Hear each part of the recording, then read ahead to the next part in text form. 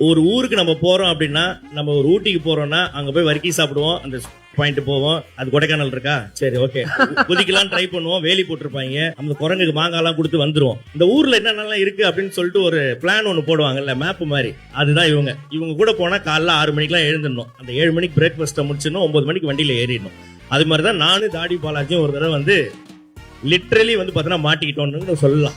ஆனா அதுக்கு போய் பேக் ஸ்டோரி நான் சொல்றேன். இவங்க வந்து எங்க வண்டியில தூக்கி போட்டு ஒரு 4 மணி நேரம் ஒரு இடத்துக்கு கூட்டு போறாங்க. நான் வந்து தாடி பாலாஜிக்கு அந்த இடம் எங்க போறோம்னு தெரியும், அவரு நினைச்சிட்டு இருக்காரு, அவரு எனக்கு தெரியும் நினைச்சிட்டு இருக்காரு.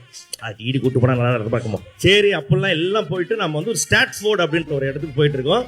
வாழ்க்கையில் அது மாதிரி ஒரு இடம் கேள்விப்பட்டதே கிடையாது. அங்க போயிட்டு இறங்கினதுக்கு அப்புறம் தான் வில்லியம் ஷேக்ஸ்பியரா, கரெக்டுங்களா, அவருடைய வீடு, அவர் படுத்திருந்த பெட்டு, அவர் எழுதினது, அவர் யூஸ் பண்ண பேனா, இதெல்லாம் பார்த்தோம்.